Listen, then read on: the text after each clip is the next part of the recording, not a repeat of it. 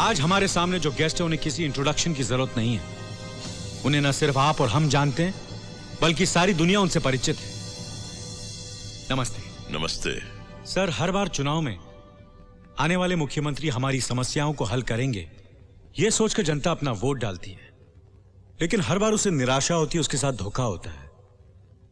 आपके राज में भी ऐसे ही हो रहा है, क्यों सर? लगता है तुम अपने स्टूडियो से बाहर ही नहीं निकलते हो। आज महाराष्ट्र के हर घर में कलर टीवी और हर गांव में डिश एंटेना है। कोने कोने में एसटीडी और आईएसटी के बूथ लगे हुए हैं। इंटरनेट है। हर आदमी के पास अपनी अपनी गाड़ी है। आज हर आदमी पाँव में जूता पहनता है, हाथ में घड़ी लगाता है, एसएल वर्ल्ड जाता है, मैकडोनल्ड में खाना खाता है। लोगों का स्टैंडर्ड ऑफ लिविंग इतना ऊंचा हो गया है और मैं दावे से कह सकता हूं कि पिछले 15 सालों में एक भी आदमी भूखमरी से नहीं मरा। कोई किसान मैकडोनल्ड का बर्गर तो क्या 2 वक्त की रोटी नहीं खा पाता। कोई मजदूर कार में नहीं घूमता बल्कि कड़ी धूप में पत्थरों पर अपनी एड़ियां रगड़ता है। अमीर और अमीर होता जा रहा और गरीब सड़क पर आ गया है। दुनिया का सबसे बड़ा स्लम हमारे शहर में है सर। लोग आज भी ट्रेनों और बसों में जानवरों की तरह धक्के खाते हैं। राशन की दुकानों पर घंटों लाइन में खड़े रहते हैं। बच्चे अभी भी सिग्नल पर भीख मांगते हैं। उंगली उठाने वाले उंगली उठाते ही रहेंगे। तुम्हें मालूम है, मेरे सीएम बनने के बाद स्टेट में पढ़े लिखों की संख्या 64.8% हो गई है। केरला और मिजोरम में 90% है। इंडस्ट्री के मामले में महाराष्ट्र नंबर 1 है। क्राइम में भी नंबर 1 है। अब सिर्फ 35.8% लोग गरीबी की रेखा के नीचे हैं। पंजाब में 11.7% उसके नीचे। और आज भी यहाँ गांव में एक आम आदमी की एवरेज इनकम सिर्फ 3 रुपया प्रतिदिन है। मिस्टर शिवाजी राव, पहले अपने आंकड़े साफ करो और फिर बात करो।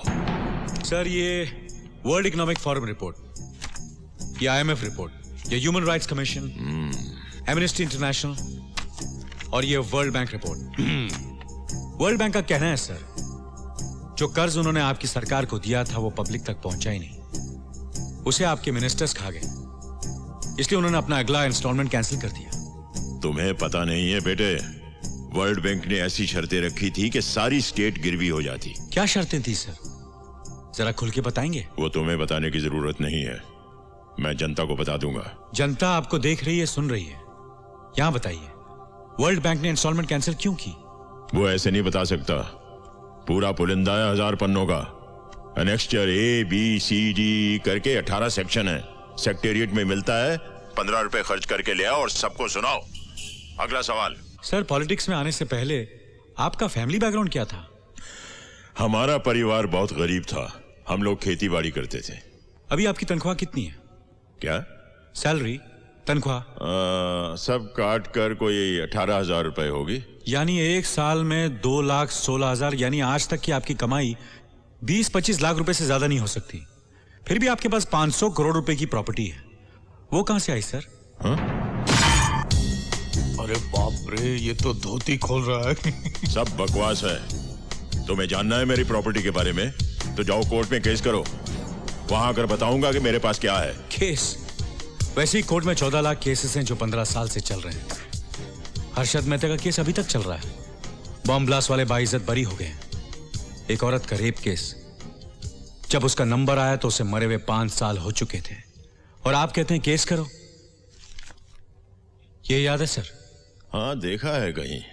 ये आपका इलेक्शन मैनिफेस्टो है। ओह हाँ, याद आया, मैंने ही तो छपवाया था। हम जाति और अपराध रहित समाज की स्थापना करेंगे। समाज में कानून और व्यवस्था लाएंगे। औरतें फिर से सड़कों पर खुलेआम चल सकेंगी।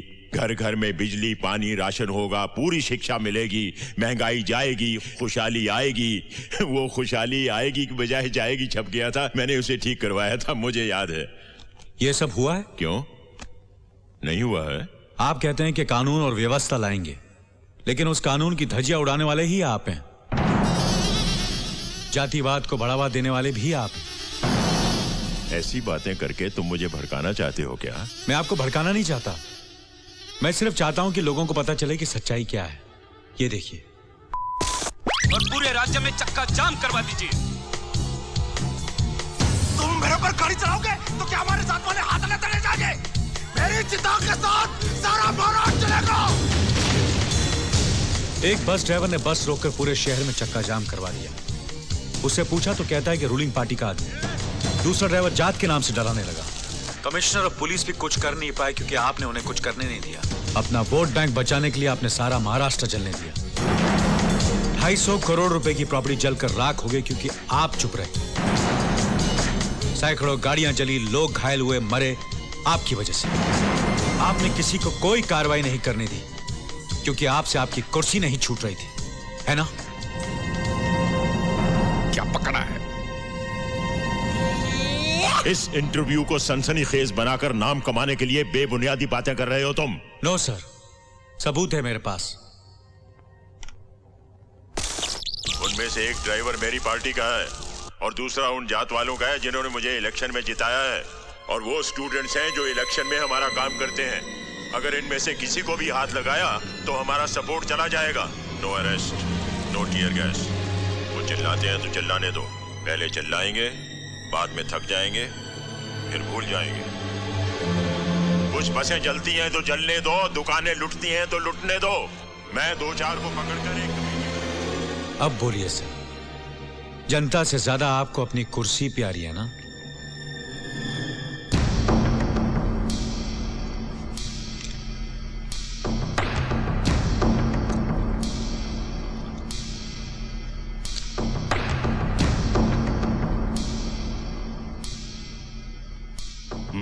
बोलिए सर।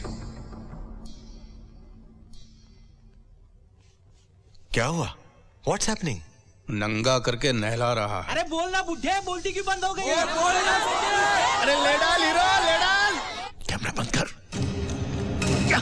काट डालूंगा। असेंबली नहीं है घर। अरे इनको बोला ना, ये लोग क्यों नहीं बंद कर रहे? बेवकूफ, ये लाइव टेलीकास्ट से लाइव क्रिकेट मैच की तरह सारे देश की जनता देख रही है। चप्पल नीचे कर। मैं भी दिख रहा हूँ क्या? तू दिख रहा है, तेरा चप्पल दिख रहा है, और चप्पल में लगा गोबर भी दिख रहा है। गोबर प्रसाद, ये साले को एमपी बनना है। आइए आइए साहब, ये लाइट लीजिए। ये एक बार चप्पल दिखाइए प्लीज। चप्पल कहाँ की थी? कोल्हापुर की थी या लखनऊ की थी जी? दादा, बहुत हो गया इंटरव्यू, चले? अच्छा तो इंटरव्यू खत्म ना? जय Hind. Excuse me sir, live telecast चल रहा है, लोग देख रहे हैं। लोगों को उनके सवालों का जवाब अभी तक नहीं मिला। बैठ जाइए प्लीज।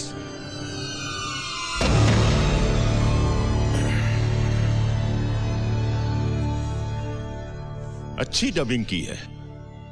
मेरे जैसी आवाज वाले किसी से कुछ भी बुलवा कर जनता को मेरे खिलाफ भड़काने की साजिश है ये।